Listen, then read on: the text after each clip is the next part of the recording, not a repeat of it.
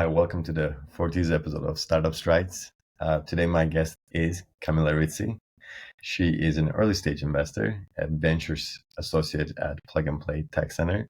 It was an interesting, specific focus on climate tech and energy, which we'll talk about more in this episode. But thank you so much, Camilla, for joining us today. Thank you. And it's a pleasure to be here.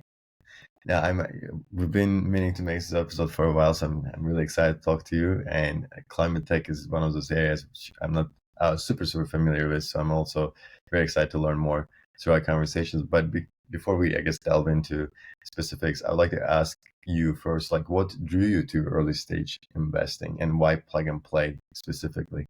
Yeah, of course. Let's start from the beginning.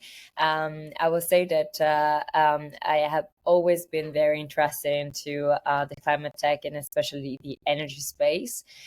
Before entering the VC space, I was working consultancy. I mean, there it's a completely different also work environment, let's say. I tried to move to the climate tech team there because I was trying to also get a lot of knowledge on my side on these the climate tech perspectives. What does it mean effectively to be sustainable? But I mean, it was taking too much time, and actually, my idea was okay, maybe the best and most effective way to be involved into this into climate tech is actually through investments and actually through startups, so where the innovation comes from. And so that's why basically I had the opportunity to get to know Plug and Play through some friends, and from there basically I started my journey in 2022. And I'm very happy to be be involved with the early stage startups because from when you create this relationship from an idea, you can really understand what are the challenges, what are also the success, and how you can help these startups to grow and to succeed. So that's why basically that's how it started. That's really cool. And I guess for those unfamiliar, because I feel like Plug and Play has this unique way of doing investments. Could you tell us more about what Plug and Play does? Its business model, its VC model. Yeah, of course. So, Plug and Play is one of the world's largest early stage investors and innovation platform.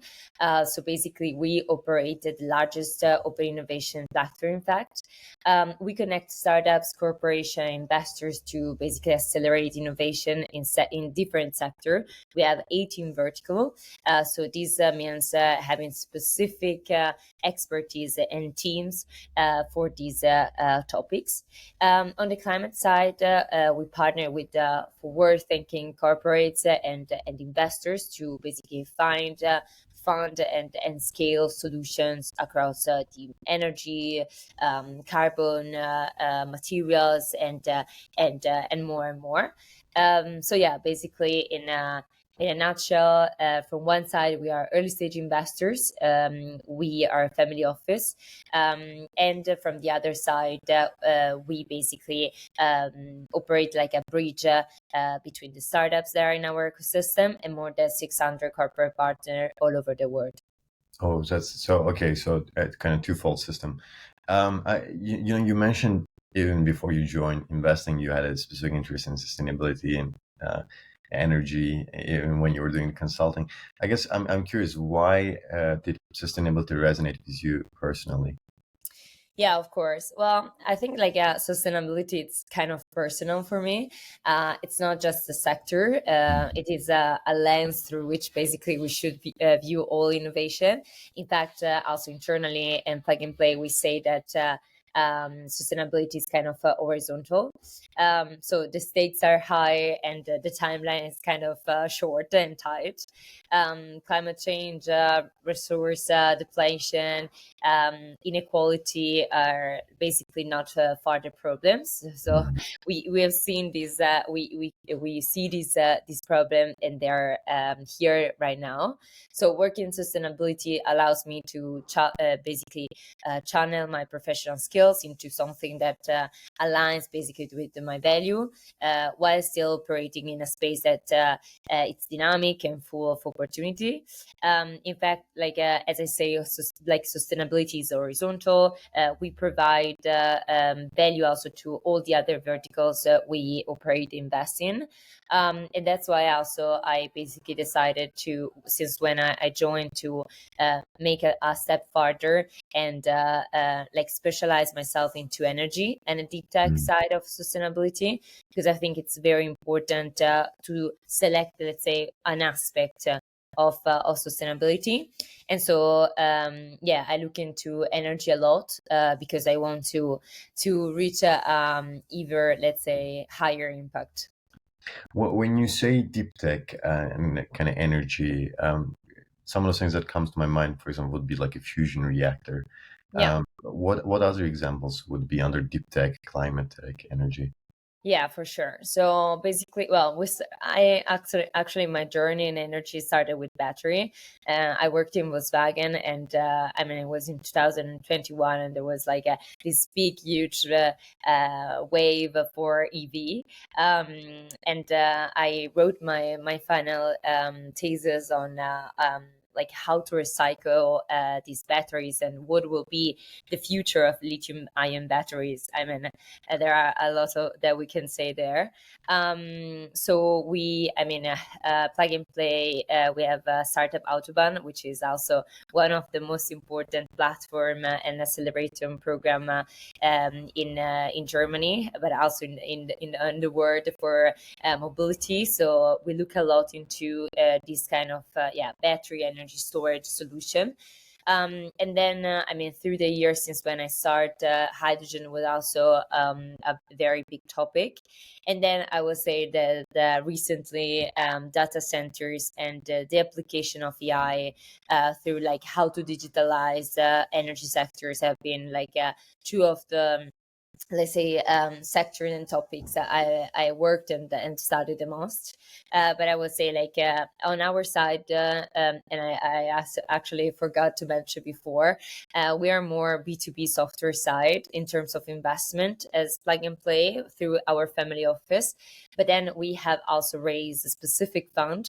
For example, we have also now a sustainability fund where we incorporate also energy and deep tech solutions. So we can have a even stronger, higher impact with hardware solution investments. I see, I see. And when you mentioned batteries, that actually kind of like a nice segue into my other question, because I feel like climate tech had its kind of hype cycle. There was a period that everybody was talking about climate tech, clean tech, and there were a lot of obviously buzzwords too, right? Like net zero, circular economy, the decarbonization, the carbon accounting credits, etc. You know it better than I do. And how do you personally, I guess, separate meaningful innovation from greenwashing or hype? Yeah, no, for sure. Well, I must say there is no shortage of buzzwords, Mhm. but I try to cut through the noise by focusing on the fundamentals, let's say. So, does the startup actually reduce emissions or improve resilience in a measurable way, for example? So, is the tech scalable, or can it be integrated with the existing system? So, if something sounds too vague, like yeah, it's we are a net zero enabler, then I look for like a hard data or pilots that effectively prove some things, prove an impact. So hype, of course, feeds fast, but strong execution, miserable outcomes speak values, and also volumes. So I will say like our focus being in early stages, for sure the team, we bet on the team, and then in terms of technology, we really need some proof there. There's effectively something that has an impact, and being the largest open innovation platform, so having the clients that can effectively test these pilots, and we are the one connecting or co-connected these clients to the start that we would like to invest in. I think we have the possibility also to reduce this hype. I see. And like there was, again, as I mentioned, there was this hype period and then kind of cooled off. And I feel like, especially with the kind of like administration in US, it was a bit like I see a lot of companies kind of ditching ESG initiatives and stuff too. I guess I'm curious, like, what does the climate investment landscape look like right now? Where do you see it heading? Yeah, so we have seen cycles of hype, especially during the clean tech boom. That was unfortunately before I joined the VC. And I mean, it passed over a decade ago. Today, climate tech investment landscape is more, I will say, grounded. But not without its like blind spots. There is more capital, better technology, and also more experienced founders. But we're still not funding long-term infrastructure or adaptation solution at scale, I will say, that basically these startups deserve. So I think the next wave of climate investing will move from quick wins to really systematic and durable impact. And if we're looking at like this newsletter and like the climate tech effective trends of investment, we have seen that when we speak about sustainability, of course, we are speaking about energy, food, carbon capture, and so on. So there are different, let's say, sectors. Some are going better than the other. And I would say like in 2024, as in 2025, energy is actually the one that is showcasing the most, is attracting also the most of investment, especially nuclear, geothermal, and grid tech.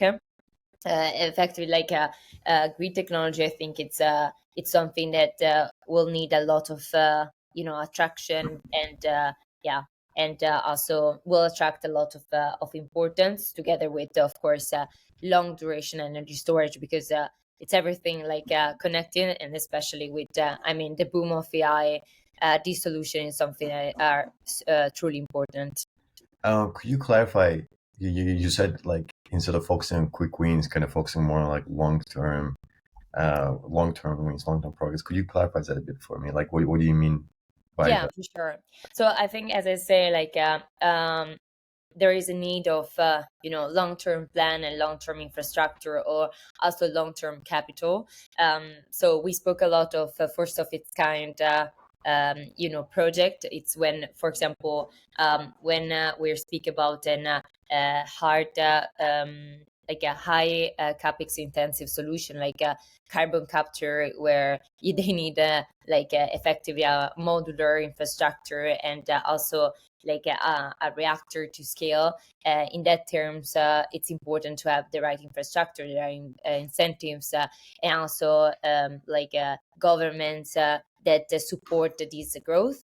And when, for example, we speak about nuclear, that's where it's also another important example of long-term win, instead of just okay, I do an investment in fusion because I know that it has a lower emissions. Got it. Got it. I guess from what you said, I just want to have a very quick follow-up question, because I feel like in this kind of technologies, collaboration with the government and the public sector is very important, necessary. How do you like, and I'm not saying just you specifically, but I said like VCs and VC kind of ecosystem. How do you make sure that the government stays involved, but also stays educated and like understands the needs of the sector, needs of the startups, needs of the technologies? Yeah. It's a nice question. I think like governments know that they play a key role, and we have seen, for example, last year in December, the International Agency of Energy did actually an event around AI and energy, and it was for me very interesting, because there were basically three types of entities. So on one side we have the energy big companies. On the other side, there were also the governments of each state or few states. And on the other side, there was the International Agency of Energy. So in this case, I think like these kind of events are very important to create a sort of discussion, collaboration, and to see, okay, where like do we think the same, or where is the like there some lacks of knowledge. And so this kind of collaboration situation, I think it helps to further discuss the opportunities or the challenges, especially in these kind of topics that will be fundamental. This book about AI, data centers, nuclear, and where basically a collaboration is fundamental. Got it. The energy is obviously one of those key sectors. Data centers, AI, that they constantly get talked about. I'm curious, are there like neglected areas in climate tech? Like water infrastructure, adaptation, or waste, I guess, management. Where do you believe we urgently need innovation, but like not enough founders are building, or not enough capital is flowing?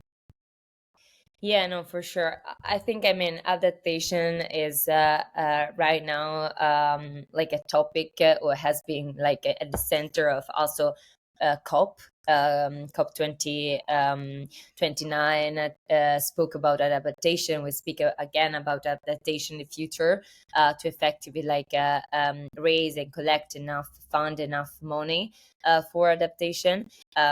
So I think it's still, I mean, severely underfunded. Water infrastructure, waste processing, soil health, and even climate migration are critical, but get basically far less attention than things like carbon credits or EVs. There are often policy heavy or like lower margin, which can scare off VC, but they represent massive long-term opportunities and necessities. So I would say yes, adaptation is still tough, but fundamental. And I think like now with these kind of incentives, like what I've been saying at COP, it's even more important. And I mean, now like it's in June. I think this June has been one of the hottest already. I'm living in Spain, and we had already like like well, it was crazy last week. I think 150 people died due to like the wave heat.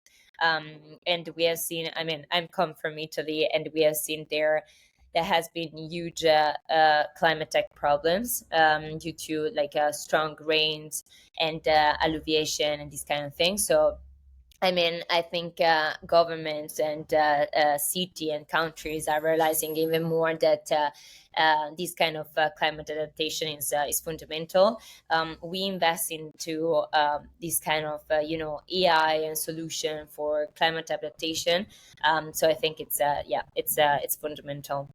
That's really interesting. I mean, even in London, there was like a very strong heat wave. It was really extremely hot, and it's weird to see that in here. COP29 was in Azerbaijan. Yeah, exactly. Yeah. The I guess I'm more curious now about the climate, like because you do a lot of early stage investment, which means besides the tech, you also look at the founder, right? And I'm curious, what makes a climate founder truly backable in your eyes? Like, is this the deep technical knowledge? Is it like the storytelling, how they approach their startup? Is it like a market insight? Is it like a mix of those things? Well, how do you evaluate a founder? Yeah, no, for sure. So I think it's a mix. Technical, like depth is important, but the best founders can also translate complex science into clear narratives. I would say like they are curious and mission driven, but also pragmatic. They can hold a long term climate vision while also building a viable business in today's market. And they attract top talent because people want to follow them. So they are what is called a lead. So I think it's really a sort of a mix. And I would say like in our case, like we always look into like someone that was able to create like a founding team that is complementary as possible. and also that has like previous experience in that sector. Like, of course, like if you are passionate about something, you can start tomorrow. But if you want to build a fusion reactor, Yeah. I think you need to have the right capability and experience on that. And especially for us, when like a founder has already previous exit, or like has already worked on startup, then it makes us think, okay, he knows what we are speaking about. Got it. Yeah. What are the major innovation hubs for climate tech right now?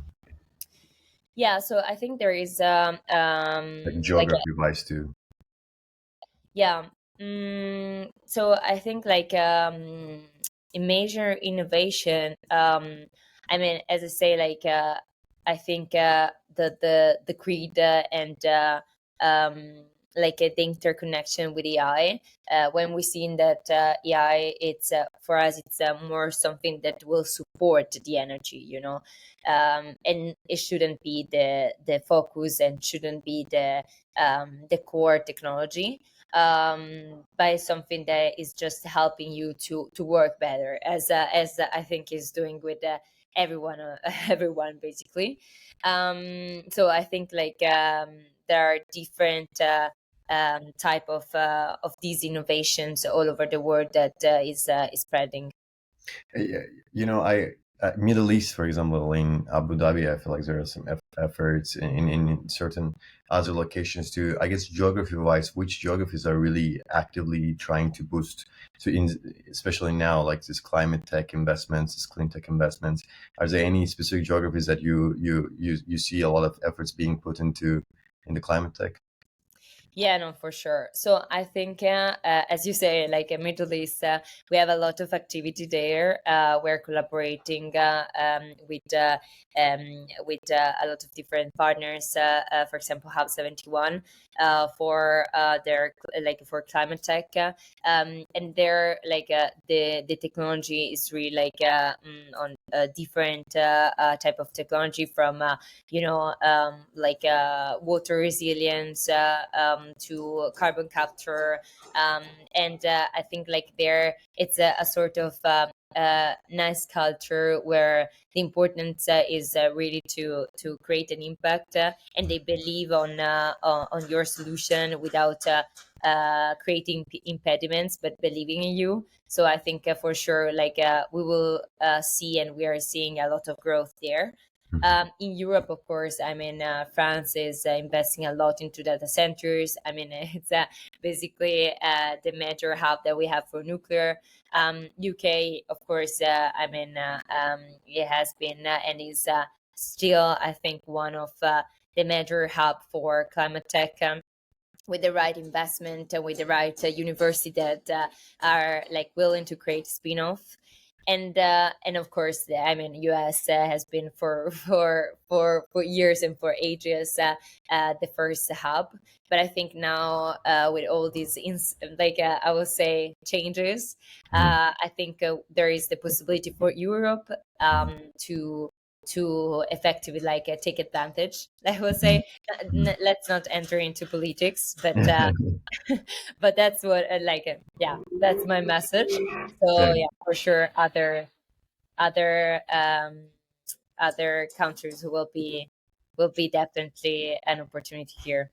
Um, y- Climate tech, we already briefly you mentioned, but I want to kind of go back to it because I want to ask a question in terms of like, as we mentioned, there's a bit of like a trend driven kind of thesis, right? Like there was carbon accounting tools at some time, the batteries and hydrogen kind of solutions. Now it's more like a fusion. I think the approximate fusion raised a huge round. There was blue fusion. I feel like it was in seed stage. They also used a lot of Mhm. like fusion reactors. Um, I guess one thing, two questions. One is, what's the downside of this being like trend driven, kind of like a pattern? And also, are you seeing new trends popping up? Because you're deep into the climate tech space that maybe are not very mainstream, but you think they're gonna kind of becoming more trendy now. Yeah, no, for sure. So I would say that there is some like a herd behavior in climate we see. So everyone was chasing the same, let's say, topics, carbon accounting, hydrogen battery tech, for example. As I say, when I entered and I joined, VC was like these. Was like the major topic, which can basically inflate valuations and also overlooks solutions. So the downside is, I think, twofold. So we underfund other critical areas, Mm. and also we risk backing basically shallow solution that don't hold up. So Mm. smart investors are now looking at basically system level change and interconnections between sector. So Mm. not just standalone trends. I would Mm. say like carbon accounting, carbon credits. I think it was really like the whole topic, like from 2019, 2022. We invest in Silvera, for example. And now we have seen that there are other solutions, for example, AI with MRV, and then carbon credits, like something to add with, or like carbon capture and then carbon credits, something at the end, So that's what I was yeah, what I meant for interconnections. And in terms of for new topics, as I say, like I think like the energy space is something that is increasing a lot, and now I mean heavy charging. I think we boost there. Like there was a boom. We also put a lot of attention, but now it has not increased as we hoped. Mm. Especially also for like a different as incentive government infrastructures, and Europe is, I think, also lacking behind China, for example. So that's Mm. why there now the focus shift a bit. Got it. With the rise of AI, we are seeing AI being incorporated in every sector, from Yeah. biotech to fintech to even recruitment, everything, right? And we are seeing a lot of improvements in the ways we do things, in the workflows, in efficiencies, etc. But and I'm sure AI like that can also be applied to R&D in climate tech, in clean tech, and make those startups better too. But at the same time, AI is also consuming a lot of energy, right? Data centers. I think the one study shows that by 2030, they're going to account for it was like 20 something or 30% of the world energy consumption or something like that. Um, how do you see this kind of intersection of AI being useful for this progress of technology versus AI is also consuming a lot of energy? Like, how do you think that's gonna move forward, and where the balance lies, and how it's gonna affect the climate tech specifically? No, yes, for sure. So AI definitely is there, has a genuine potential in areas like grid optimization, predictive maintenance, climate modeling, and precision agriculture, for example. So where it gets overhyped is basically when it's added as a layer without clear value, like claiming AI for sustainability without like data advantage or feedback loop. So the best uses of AI, as I say before, in climate are behind the scenes, enhancing decision making and not replacing it. We have a great example in our portfolios, a startup called Sport Bio. It's a startup we invested in. I participate in few of our events, and now they are also like being tested in collaboration with some of our corporate partners, and they are a great example of using AI like their like major technology is effectively food safety, but I use AI French to, company, right? yeah, Yeah. to accelerate this process, to improve it without effectively like relying on, yeah, we are AI for sustainability, and then it's nothing effectively proved, or we use I don't know, AI to for example find where the charging station are, Yeah. and effectively you can basically do it with whenever other apps. So Got it.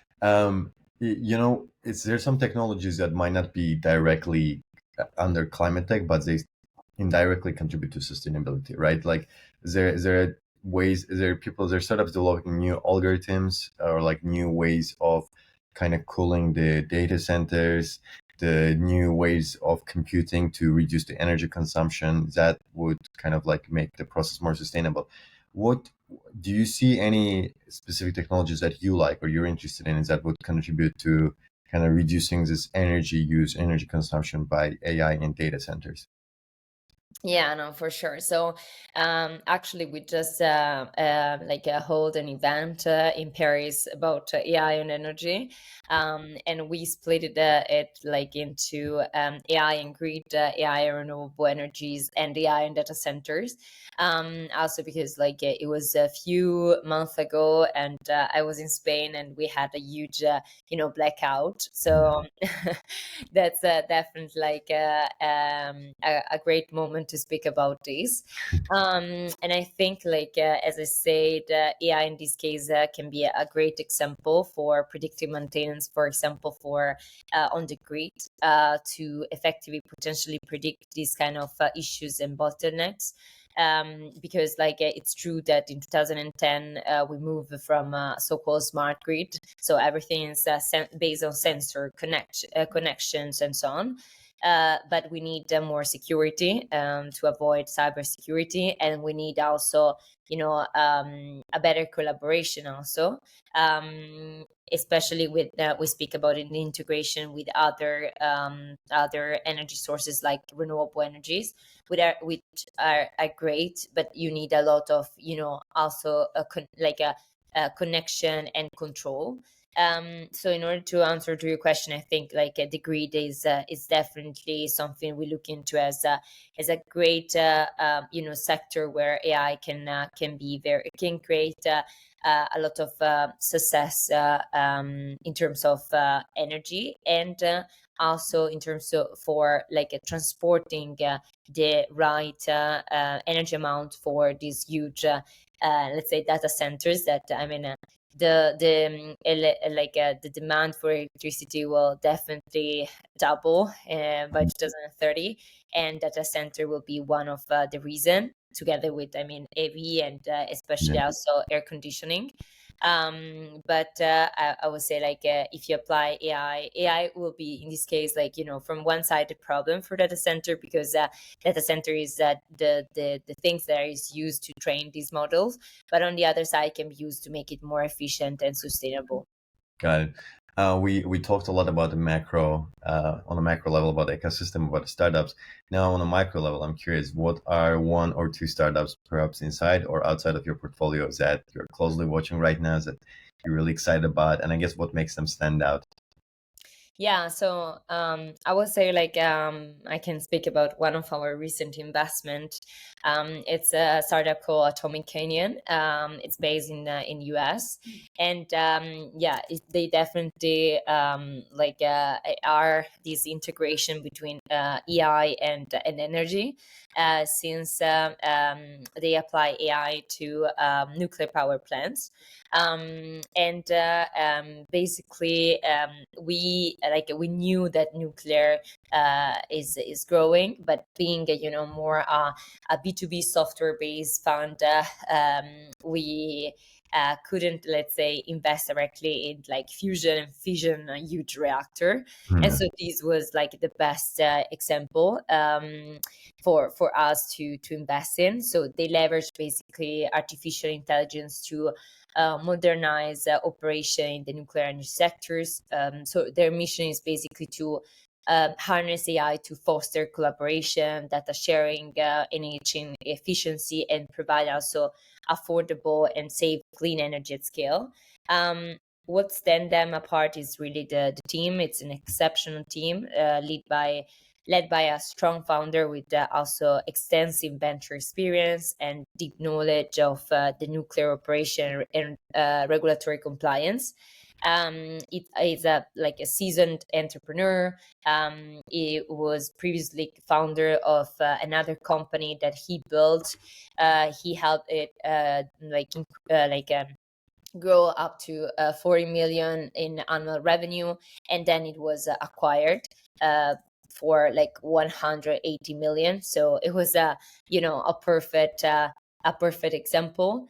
And so the technology also was very important also because like this strong background of the team and their technology allowed them to have a strong early traction.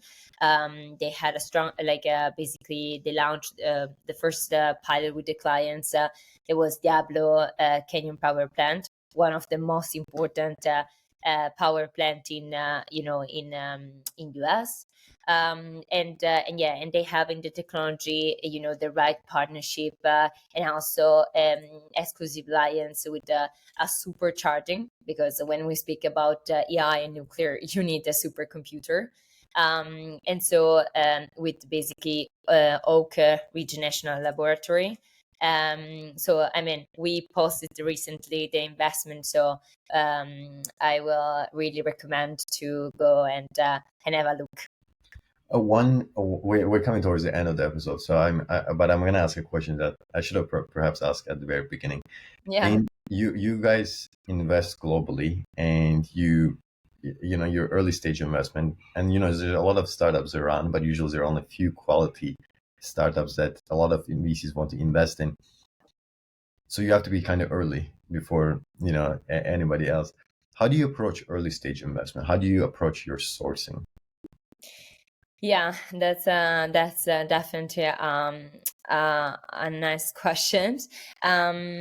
So I will say like that we follow different strategies based on topics. For example, we understand, we study the market, and we also try to also predict what will be a hot market where the investment will go. And then again, I think it's really a bet on the founding team, and on the fact that okay, the technology will be it's scalable enough, and it's not just something that is just yeah, nothing proved. So I think topic and team is really like our best traction, like a best fundamental.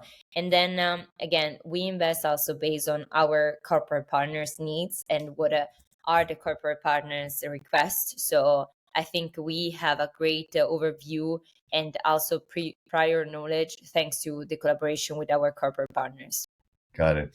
And we are at the end of our episode, so now I'm gonna ask a question more applicable to people. I'm at Imperial right now. I'm doing my master's there, and I see a lot of people who want to start their startups. Obviously, a lot of focus right now is on AI, agentic AI, and etc. But there are also people who want to do sustainability startups, whether it's consumer or technology. From a VC perspective, what would you advise to those young founders who really want to build something in the sustainability space? Yeah, no, for sure. So I think like first of all, you need to be passionate about sustainability, but about a specific like aspect of sustainability. Again, sustainability is horizontal, is broad. So you need to want to make you need to want to make a difference in a specific aspect. And maybe I always like when founder like tried and perceived this problem on their own in the past, and so they found a solution. I think not just for sustainability, but whenever we want to create like a company, it's not just because we want to create a company, but it's because we want to find a solution to a problem. Got it. Well, Camilla, this has been a genuine pleasure. I learned a lot myself. This is a space that I'm not super familiar with, so it was very informative. Thank you so much for your time and for your wonderful insights. Thank you so much. The pleasure was mine. Thank you.